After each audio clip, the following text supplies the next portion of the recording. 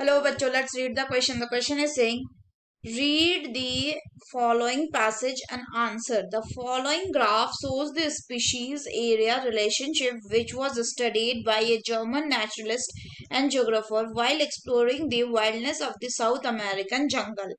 जिसमें एक ग्राफ है, इसमें एक्स एक्सिस में एरिया दिया हुआ, वाई एक्सिस में स्पीसीज रिचनेस दिया हुआ, एक स्ट्रेट लाइन दिया जिसमें लॉग लॉग स्केल लिखा हुआ है और एक कर्व लाइन दिया हुआ जिसमें S equal to C A Z लिखा हुआ है और जो स्ट्रेट लाइन है उसका वैल्यू है log S equal to log C plus Z log ए।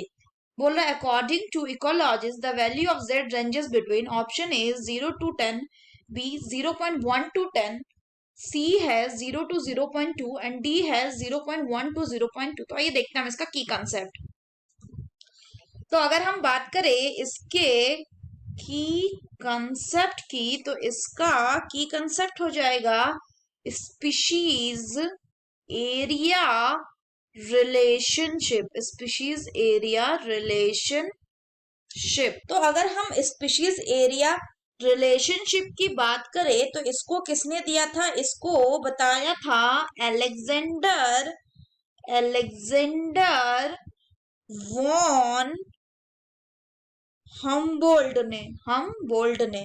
तो इन्होंने क्या बोला था? इन्होंने बोला था कि विद इन ए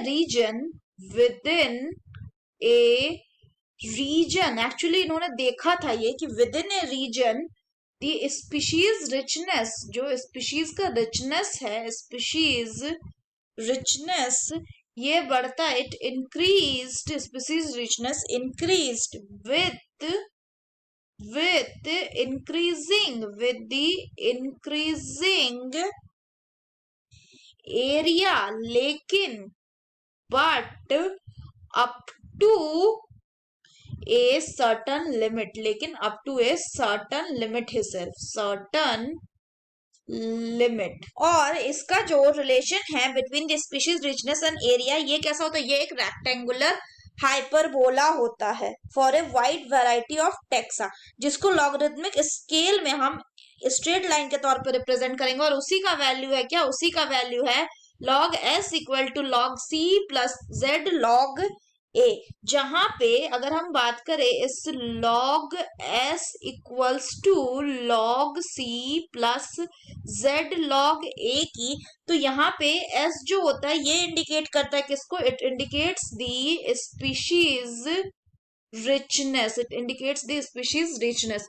नेक्स्ट अगर हम बात करें तो z क्या होता है? तो z होता है आपका लाइन का स्लोप ऑफ लाइन, या इसी का दूसरा नाम कहते हैं हम रिग्रेशन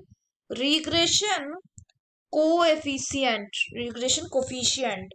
फर्दर बात करें तो y जो है ये क्या है? इट इज दी इंटरसेप्ट, ये इंटरसेप्ट, जबकि a जो है इट रिप्रेजेंट दी एरिया।